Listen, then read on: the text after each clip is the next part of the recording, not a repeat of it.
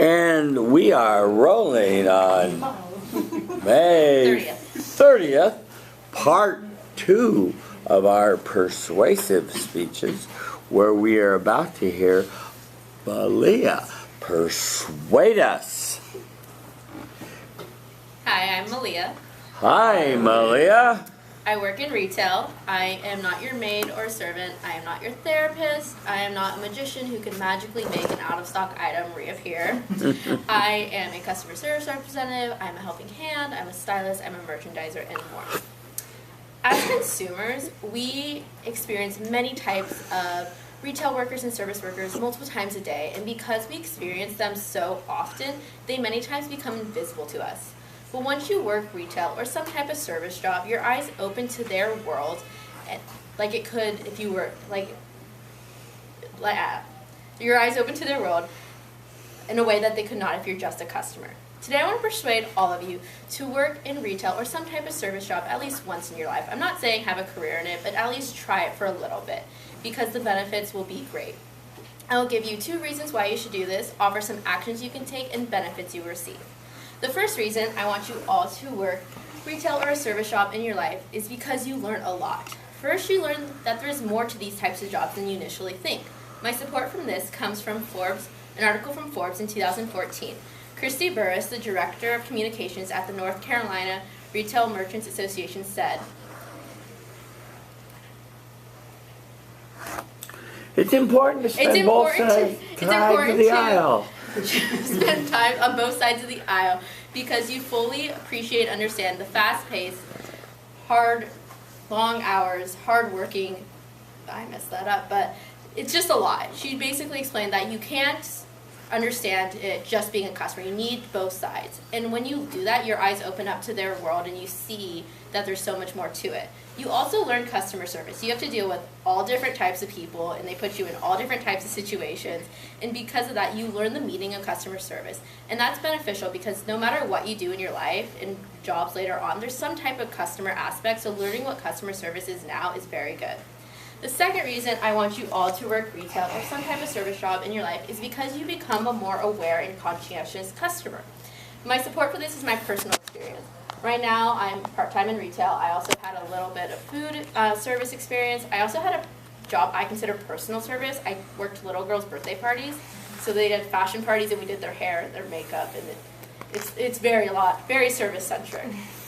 After working in these types of service jobs, I am more aware whenever I go into a store, a restaurant, what have you, and I am more sympathetic and understanding to what these types of workers have to do before, when, and after a customer comes into their store. I am a changed and better customer for this. Third, I'm going to propose some actions that you all can take. First, get a job. There are plenty out there. You only need to look, especially with summer coming up. People want part-time jobs. What are we going to be doing? Sitting around watching Netflix? You can spare a couple hours a day to earn some money. Second, be more observant when you are shopping. Notice all the little things that you sometimes miss, like how they'll greet you, or how if you go into a store at the very beginning of the day, all the racks are finger spaced, which is a really pain to do at the end of the day. It's all things that we do for you customers to make our store above and beyond, and it's stuff that's a lot of times just overlooked. And third, be a better customer. Yeah, in retail stores, be the customer that actually hangs up their clothes and not just leaves them on the floor in a pile. But be a better customer everywhere, because again, in our lives, in our professional careers, we will be customers and we will have customers. So knowing that now is good. Fourth, there are lots of benefits from becoming a retail or service worker. One, you get paid. Most, obviously, getting money is great. Who doesn't like money? Also, minimum wage is going up to $15 by 2020, so more money. Also, discounts. Most stores have amazing employee discounts. I know at my store, we have a really good. We get 40% off, but at Urban Outfitters, Free People in Anthropology, but our family members also get discounts as well. And there are also lifelong benefits. One, you learn how to deal with difficult people, and you learn good customer service. 2 things that we will have to do no matter what we do in our lives, no matter how old we are, no matter where we are. These things are invaluable lessons for us to learn. In summary, I have given you 2 reasons why all of you should work retail or some type of service job at least once in your life. And I hope you guys take my advice and at least just try, even if it's part-time for a short period of time. The skills and lessons you will learn will stay with you. there should be no doubt in this room that all of you and everyone in general should work a type of job like this, as I'm sure many of you who have worked these types of jobs, like Alan and Felix, would probably agree with me. And I'm still not a maid, a therapist, or a magician, but I do like helping customers the best I can, and I do like my job a lot because I've made a really great friends, and I know that these lessons I'm learning will always stay with me. Thank you. Thank you. 505. 505, perfect. Okay. Hi, I'm Alec. Hi. Alec. And I really liked the logic that was present through the whole thing, where it was like you kept hinting at the benefits, and then when you finally got to them, that you picked such practical benefits, like you make money and you get discounts. Like I really liked that. I thought it was good and it's humorous. Hi, I'm Luke. Hi, Luke. I love your speech. I work for Ucla as well, so I understand where you're coming from. Yeah. And one thing, I guess, just I know it's a lot. Like, remember all these statistics, quotes, and personal examples. Maybe just practice your quotes better. But overall, you did a great job. Okay. Thank you, Malia. Yes. A unique topic. I like that. That you chose to do something. That's near and dear your heart, and it was a unique kind of thing. It in some ways touches on what I was doing with the respect exercise, because I see the McDonald's workers and the people at Starbucks that are just abused. They're just nasty, some of them, and it's awful. And there's no reason for it. So, yes, and I loved your clever beginning. I'm not a therapist or magician, and I can't make stock appear out of nowhere. That was good. Yeah. So you want people to work in retail at least once in their lives, so they get empathy, There are some schools that require public service. There's some schools that require you do farming. There's some schools that require different things like that, so you get a broad background before you hit life. So, a lot of people have thought of this before, On the your significance statement, it was good. On your main body, you had a quote from Forbes, and you even had the date, and it was a good quote. You bungled it a little because you didn't remember it so well, but at least you had the quote, and it was good. And you said how you felt about the quote. That was good. On your second reason, you used personal experience as your support, and I thought that that was compelling. On your actions, I agree that you get good things. Summer's coming up. Be observant. Be a better customer. Those were all good concrete actions people can take, and I loved your benefits about discounts and family discounts and that sort of thing, so that all worked out well. Summary, yeah, okay. Conclusion, fine, and your tie back was fine, the tie back. Your canais, you wanted to be within time, not to sway, and to have vocal variety. How'd it go? So last speech I gave was a little bit under, so I felt like I was really good with this speech time. I didn't feel myself swaying as much. No. And then vocal variety I think was good, but that can always be improved. Right. Let me say just a couple things about the way you walk. You'll see you were kind of doing a scissor step thing to get back to the center. Like get over there, yeah. And it's a small issue. Your message was simple, I thought. What was unexpected in this speech? Just your whole thesis, or Just the whole. I also speech? not in that, but I decided I thought my flow felt better, so I switched my thesis after my significant statement. Mm-hmm. So I felt like my intro fit better if it was Better next to as the a grabber. significant statement. Okay, good. And your credibility was good because you've lived that life, and you also had quotes. So that was excellent. It wasn't too abstract. It was concrete. How did you make an emotional connection with your audience? I think an emotional connection was probably better with people who have worked at least some type of service job. Yeah. They would probably be more emotional to it because oh, I agree. Yeah. So. Yeah, I think more work on that probably would have been helpful. Thank you, Lily. Good job.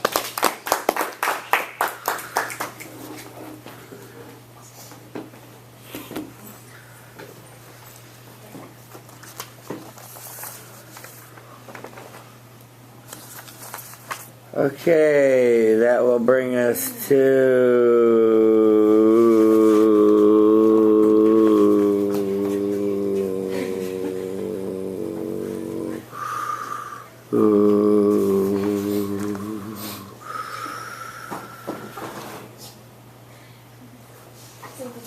Casey. She's a bee. Oh, she's a bee, sorry. That will bring us to... That's all. Oh, any more C's that I missed? No. Okay, so we're going to hear from Miss Mono. Oh yeah. Okay.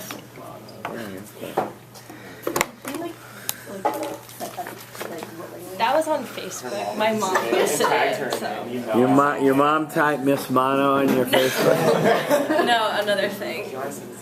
Oh, she said you're contagious. No, there's a picture of me in Montana with a cowgirl hat on, and he found it, and it was just.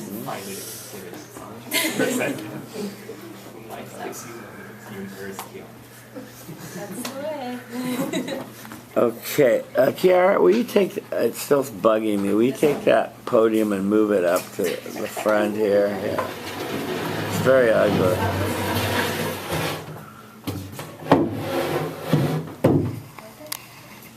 Yeah, that's better, yeah. Okay, good. Film speech. Okay.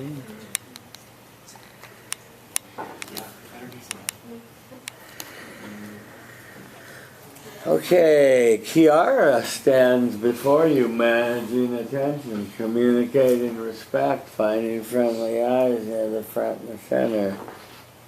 Say your name, feel the love, start your speech. Hi everyone, I'm Chiara. Hi, Chiara. You can dance, you can jive, having the time of your life. These are lyrics from the song Dancing Queen, which I'm sure you've heard of, and if you have, it's probably playing through your head right now. But it's a song that celebrates life, and it's a song that celebrates bringing people together. Today I want to talk to you about a film that really moved me, Mamma Mia. It made me feel nostalgic, it also made me feel very guilty, but ultimately made me feel really, really grateful. A.O. Scott of the New York Times says the film's story is more or less an early Shakespeare comedy reimagined as an episode of Hannah Montana. While Mamma Mia certainly has cheerful and lighthearted qualities, I completely disagree with A.O. Scott's quote. In my eyes, Mamma Mia is not just a happy musical. It's a really great film that deals with significant themes like the importance of family, the struggle for independence, and the idea of unconditional love. So the first way that this film moved me is that it made me feel nostalgic. The particular scene that makes me feel nostalgic is when the main character, Sophie, joins her 3 potential fathers for a boat ride around the Greek islands. They spend the day laughing, playing music, obviously singing, and they just enjoy the simplicity of each other's company. And the reason this makes me feel nostalgic is because it reminds me of a time in my life where my family all came together and spent a summer on a boat going around the Mediterranean Sea. It was a memorable summer because my family is not usually all together because we live all around the world, but we were all together and we just kind of laughed and just sailed over the water and saw the beautiful sunlight, and it just like reminded me how lucky I am to have an amazing family and to be able to enjoy their company at that particular moment. So now that I've shown you how this film made me feel nostalgic, I also want to tell you about how it makes me feel very guilty. The particular scene that makes me feel guilty is when the main character, Sophie, is getting ready for her wedding, and with the help of her mother. So at one point, she's getting ready for her wedding, and she turns to her mother and says, "I feel like I'm letting you down by getting married." The reason this scene makes me feel guilty is because it reminds me of a time in my life where I was also very torn by two decisions. In the summer of my senior year, both of my parents were diagnosed with cancer. And obviously, as many people would feel, this discovery really shook me and really made me, reevaluate my life and all of that. So it was a summer night. I was sitting on the porch with my mom, and I was telling her about how I was going to go to college and all of like my dreams and aspirations. And then she kind of just got quiet and told me that she had just been diagnosed with cancer, as well as my father. They both found out like within a week of each other. So in that moment, I did as many people would. I felt very numb because these were my parents. They were my stability. They were the support that I needed in my life, especially going off into this new chapter of college.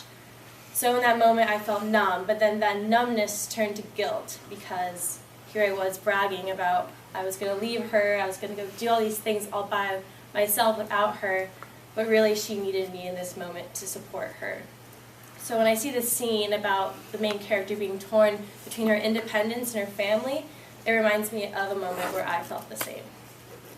Next, I want to tell you about how this film ultimately makes me feel really grateful. The particular scene that makes me feel grateful is when Meryl Streep's character is lying in bed and she's crying because her situation in life is just chaos. And so her two best friends run to her side and they do all that they can to make her happy. They dance, they sing, they put like little costumes on, and they really just go out of their way to make her feel loved.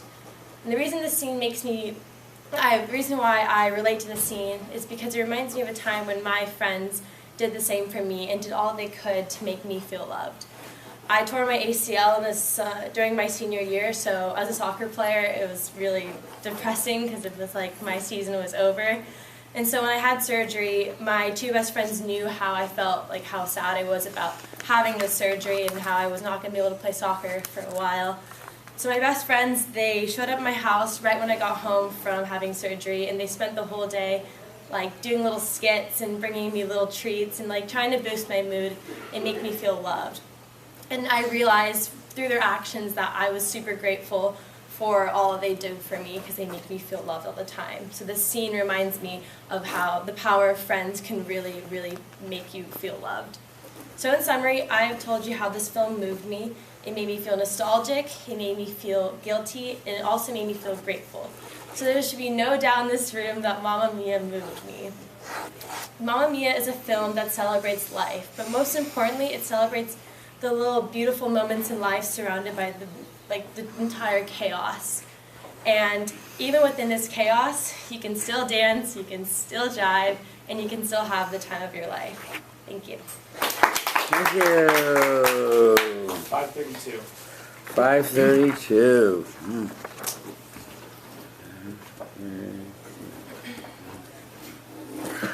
Okay, let's see, where are we? Here, yeah. Hi, I'm Brian. Hi, Brian. I love your speech. I felt like it was very coherent. I felt like it was very clear and effective, especially the part where you mentioned about your parents. I felt that that was very emotional in the way you applied. The way you applied it to your speech and the movie, it really connected, and we really got to understand that. So, good job. Thank you. Improvement, Mr. Reading? So, yeah, I absolutely loved your speech. I thought your second story was especially brilliant, and I could tell everyone was all really engaged. I thought, really there are very few improvements. I could think of the only thing would maybe be some diversity of hand gestures that could more vividly illustrate the points you're making. Yeah, I really liked your speech. You started with, You can dance, you can jive, having the time of your life, and you sort of were bubbly and got into it. And so you got some enthusiasm going, and that was good. That was sort of creative. Your thesis preview was fine. A.O. Scott quote was funny, but you, of course, disagreed with and said why. So that was good. So you don't always have to agree with these cute quotes that these writers for the New York Times come up with. On your first emotion, nostalgic. Yeah, I got the feeling of nostalgia as you talked about cruising about the Mediterranean with your family. So you relived that and refelt that, and I felt that too. So you managed to master that concept of felt sensing, which I'm trying to teach. So good job on that. On the guilt, yes, I agree. You had the audience with you as you talked about your parents both having cancer, and you babbling on about what a wonderful college career you were going to have, and then it sort of hit you that reality is also there, and then you were transformed from all of that into some guilt because you felt your parents perhaps needed you more than you needed to be a co-ed. On your grateful, you broke, you tore, you did something to your ACL, and your friends danced and made you happy, and I saw the smile on your face as you were remembering just how that happened. So that was good, felt sensing. Summary was fine, conclusion was fine, tie back good. Your canais, do not shy away, do not forget parts of the speech. Address the audience by making eye contact with everyone. How did it go? I think the first one is to sway, but I didn't catch myself swaying very much. Yeah. Sorry, can you repeat the other two? Yeah, the swaying. And You then said don't forget parts of the transition, don't forget speech. part of the Yeah. speech, and address the entire audience with Because eye last contact. time I forgot a little part of the speech, and so I tried. Okay. How about your eye contact with everyone? I think I did a pretty good job. I tried Yeah. to keep it in the back of my mind as I was talking. Obviously, I think I could improve still, Yeah. but I tried. Okay. Just watch your time. Yeah. So you, when you are in a time situation, for example, at the BDS debate, I don't know if you went or saw, but we had a timer that had 5, 4, 3, 2, 1 and big cards. So the speakers knew they only had a minute left, and they really had to get to it or shut up. So, that's one way to deal with the time. Good job, though. Thank you.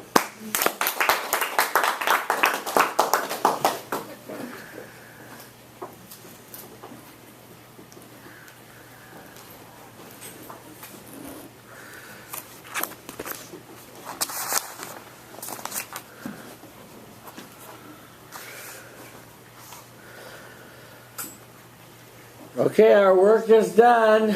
Return with honor.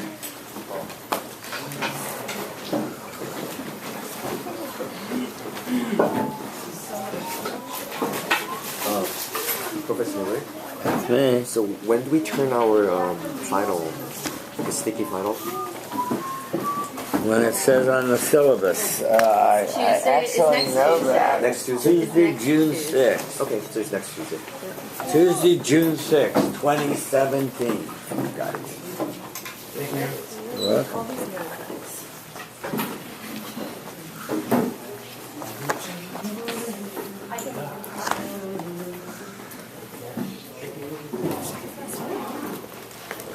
Bye. Thanks for the thing. I got it. It was good. Keep up the good work. Yeah. My topic, I was thinking about convincing people or persuading people to take your 102 class. That's corny. You don't like it? Yeah. What about participating? It's too self-serving, you know. It's too brown-nosed. What about like participate in debate? Yeah, that's good. That's better. That's And then an action could be to take take 102. 102, 104. Yeah. There you go. That's fine. Yeah. Don't think I'm getting bribed by you though. Group assignments. So how you doing? Can you carry something? Great. So my white camera has reappeared.